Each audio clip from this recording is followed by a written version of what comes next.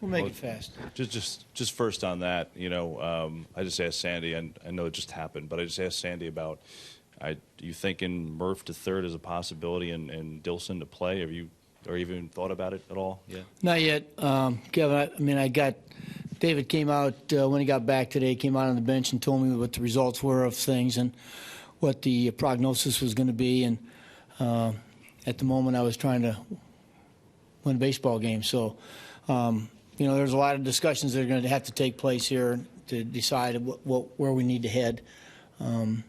So we'll talk about that tonight and tomorrow. How did you lay on this for the last 2.5 months with Wright?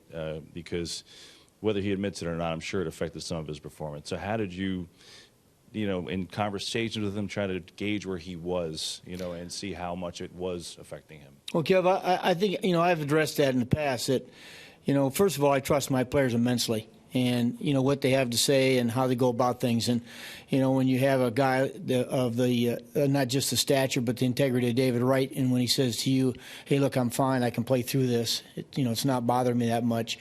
You have to decide, is he better at 80% than someone else it would be at perhaps 100% or 95%. This guy is the face of this team, and to have him out there says a lot because the players all knew that something was bothering him. And it shows that, hey, look, once in a while you can't always feel good when you're playing here, when you're playing as many games as we do. So I talked to him constantly, as you know, how he was feeling, what was going on. Talked to him about the ramifications of, you know what, hey, look, if this is really going to affect your game, you got to think about the team. And that was his first thought. He said, that's the only thing I'm thinking about is the team. So, you know, we tried to get through it as best we could, and obviously today is a tough because of the way, you know, we're sitting here, we're playing okay here at the end, and we wanted to finish strong. And when you lose your star, it's, you know, you just got to pick it up, and somebody else has got to pick up the pieces.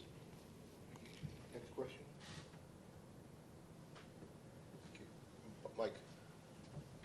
I guess, sir, just on the game tonight, deGrom, would you let him go 9 if his pitch count wasn't at 100? No, wasn't even. I mean, Mike, again, you know, I'll reiterate what we've talked about. We are going to be very, very careful with these guys the last month. And if this would have been July, Jake deGrom would have pitched the 9th inning. He was in a spot where, you know, he could have gone easy another 15, 18 pitches and not been affected by it. But we're just not. We've made a commitment to the organization to make sure these guys are going to be healthy. So, you know, we made the decision to take him out.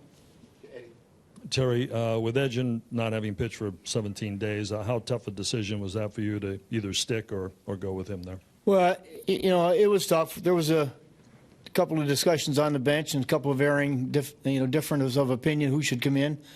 But, you know, I knew we had to get Edge in there. We got to find out about him as much as we do anybody, if that elbow's going to hold up. He hasn't pitched in a long time. I knew he had to be fresh. And it's not that Corey can't hit a left-handed pitcher, but if he was right in that spot, if he was going to beat us, he was going to beat a left-hander. We have one last one. Tony? Is Den Decker okay? He's getting an X-ray right now, Tony. I'll get it when I get inside. I don't know.